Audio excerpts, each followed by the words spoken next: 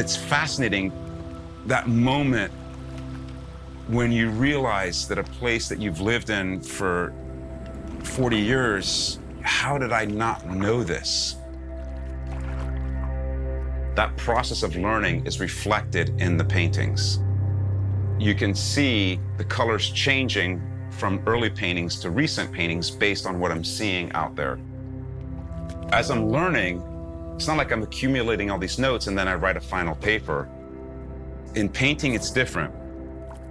It's not research and then a final product. The research is the product. My knowledge of the history of humans in South Florida was more limited than limited, basically completely ignorant.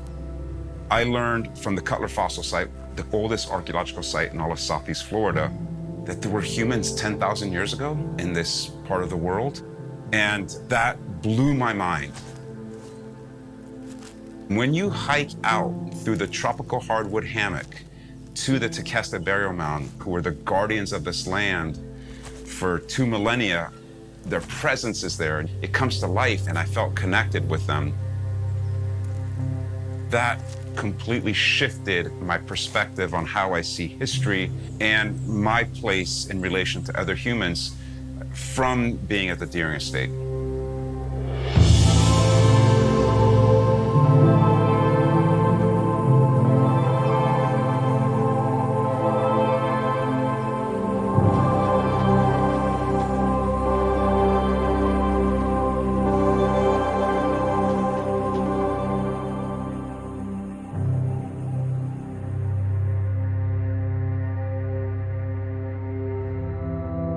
The paintings that I love throughout history and the paintings that I want to make involve hours upon hours of work. The visceral act of painting or of sculptures, right? That I see this human imprint on the process, and that just comes from doing it for hours. And it is an incredibly solitary endeavor. But that's one of the reasons that I like so much my teaching or the Deering Artist Hikes, because although the painting is solitary, what the paintings are about is existing in the world with other humans and with nature. See that? Look at the purple coming through. What do you think, Melly? It's pretty cool, huh? And then we're getting some smudging like this. Look, see how there's wet paint? But I like that. Yeah. When you teach interdisciplinary classes, it's a symbiotic relationship. My classes became research and they became part of my life. We discuss all subjects. We look at art, but we also talk about philosophical ideas. We talk about environmental issues. And so it's like I'm constantly being bombarded by wonderful subjects with the ability to reflect on them with a group of 20 brilliant students that have all these different perspectives, and then that feeds the work. That became the most enriching thing to me. I thought of coming in and doing the work that I always do, and then I started learning about the landscape and the history and the culture of Miami through the Deering Estate. This is a Tequesta burial mound. The geographic ancestors of Miami, people that were guardians of the land that we live on before us, are buried in there. They could not dig into the ground because of the oolite, so they buried them above ground in a circle, heads towards the middle, and covered them with sand that they brought in from the bay. We have no direct cultural or DNA connection to them. However, I'm currently paying homage to them, trying to connect with them by making a painting of their burial mound.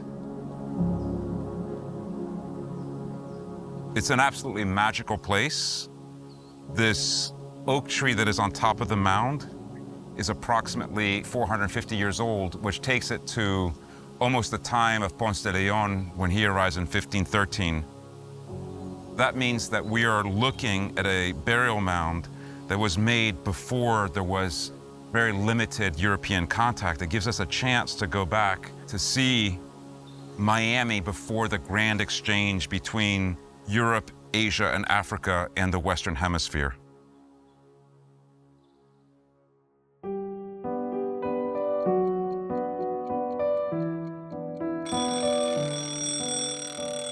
I've always slept 5 or 6 hours. That's all I need.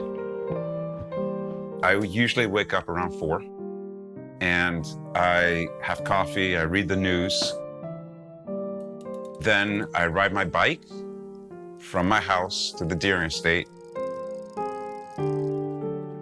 I see the birds, the ibises, fly by, because they always do it right at sunrise. And then I come back in, I start painting. I paint for several hours, and then the fumes and just being enclosed, solitary, starts getting to me, and I will go hike or kayak and draw. So I'm still making the artwork.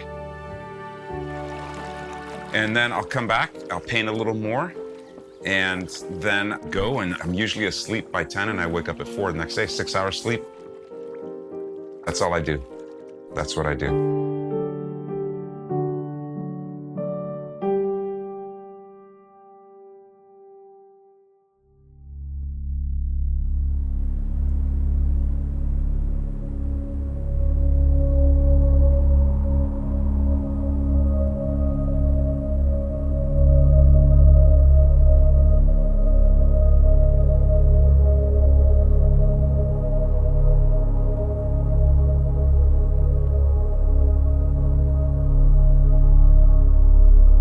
I can't stress how important this is to me, that I am a French and I am an American painter, because I'm firmly rooted in both of those places. My father is from the French Alps, my mother's from Ohio, but I lived in France until the age of 10, and I moved from Lyon to Miami, and it was boom, my mind exploded.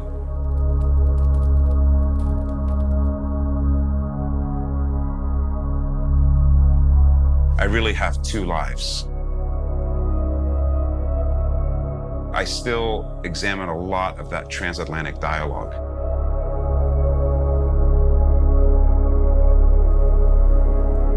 When you go back to where you spent your childhood, you are home. And there's something about when I go back to Lyon, I just feel a part of me has just reawakened.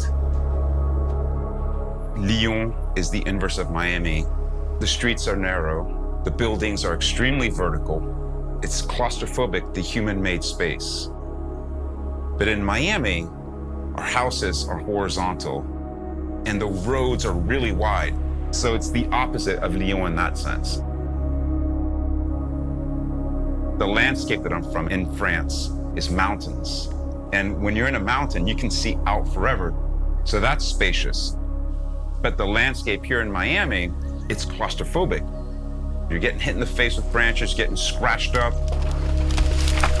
Oh wait, it's a little blocked up. Go to the other one. So there's this inverse thing, and that is fascinating to me.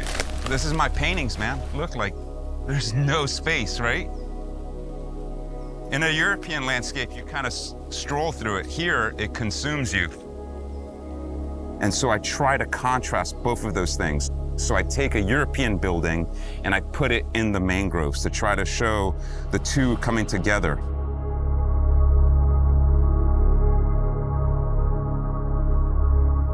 This transatlantic dialogue sees me trying to understand these layers to identity as it relates to place, and being at the deer estate and seeing the long history and the contributions by these different people to the land and the history and the culture, I started feeling more rooted here.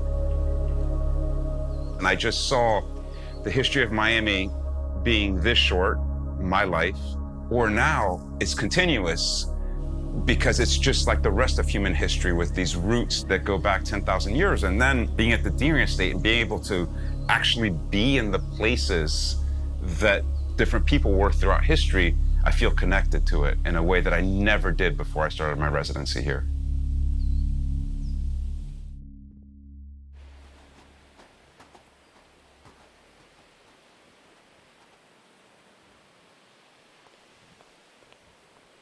When I return to France and I go to the Louvre or the Musée des Beaux-Arts, it's restarting a conversation that I have had ongoing for my entire life with these works of arts. It's really important for me to be able to see the works and then paint. So from my house in Branda, in under an hour, I'm in front of Monet, Manet, or El Greco in the Musée des Beaux-Arts.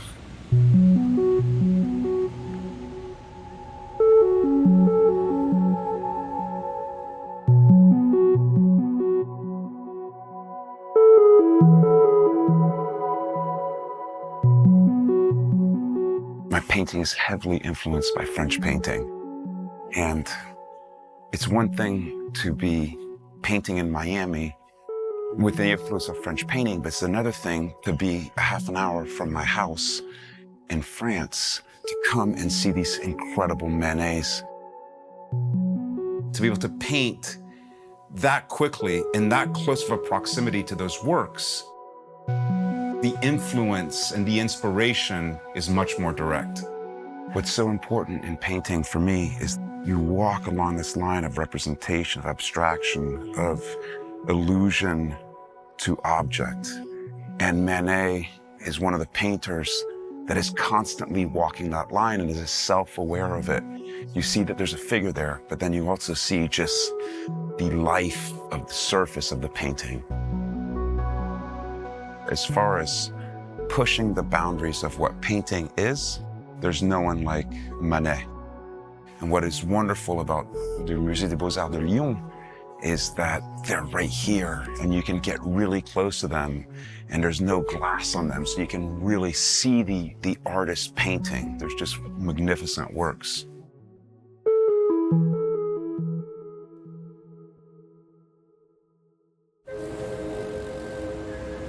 There are very few people in the world that are obsessed genuinely with art. I happen to meet two people that are as obsessed as I am and know more about it than I do, and enjoy just spending an entire day at a museum and a half an hour in front of one work. Those are Vincent and Nathalie, my friends in Paris. That friendship has changed not just my life, as all profound friendships do, but it's also changed my painting. They introduced me to painters I've never heard of, galleries and museums I've never heard of, and all of that knowledge coming in just explodes my understanding of myself as a painter. It challenges it, and then it pushes me further. And also, we like being silly. Vincent has this game that whenever we go into a museum, I'll say, man, I really like this Picasso. He's like, yeah, but I already bought it. So they're packing it up for us, things like that. So we pretend which work we're going to buy. You get to pick one. And then we do rankings where in each room, you have to pick one work that's your work. So that through these playful social interactions, we're also asking each other, hey, look at this again. Hey, think about this again. Great works of art, masterpieces, are not a one-time experience. They're an evolving conversation that develops as you develop as a painter, as a person, and you keep coming back to the works and they tell you something different. This is Nathalie. She is the most knowledgeable person about the history of art that I know in the world. And I learned so much from her. Non, c'est vrai, c'est vrai. Going to museums with Vincent and Nathalie in Paris is a way for me to reevaluate my own paintings and to reinvent them and to push them further. But my home is outside of Lyon, in a commune known as Branda on Liseron River. Branda is this kind of version of France that is what inspires all of the works that I love. It is what's known as la France profonde, the real France. And so I see the works and they inspire me in regards to painting, but living in Branda connects me to the source of those paintings. And my friends, Pierre-Jérôme and Laurent, that I see every year, although we're not looking at exhibitions, as Lyonnais, help me understand my French side in a more profound manner. And that is incredibly important for me because my connection with Lyon becomes more profound, not just in myself, but in my paintings.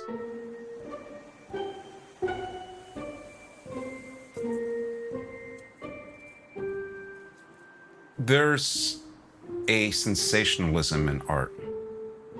Things that give you everything right away often become popular, but not great. Great works evolve in your appreciation of them with time, and every time you go back to them, you see something more. And I want my paintings to do the same thing.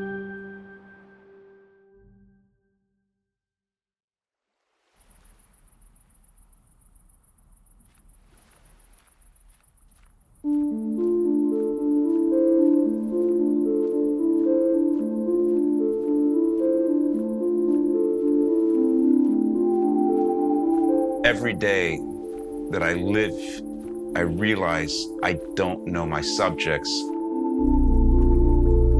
Every day, I want to adjust that by delving deeper into them. I had a perception of the landscape of Miami, which was actually not the real landscape of Miami.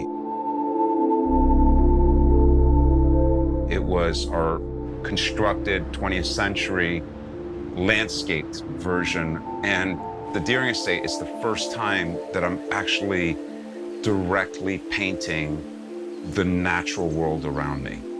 Here, I engage with the much more raw, direct, consuming and authentic nature and flora of Miami. This is huge for me. The colors, my palettes have totally changed. I used to make blue skies, and then I saw the sunrises here, just the incredible amount of colors that are in, I think just about every single color is in the sky now. And the sea is not blue. It's blue some days, other days it's green, other days it's like a burnt sienna. I still deal with social and conceptual issues that are happening in my life, but now those are set in a setting that is Miami through the Deering Estate.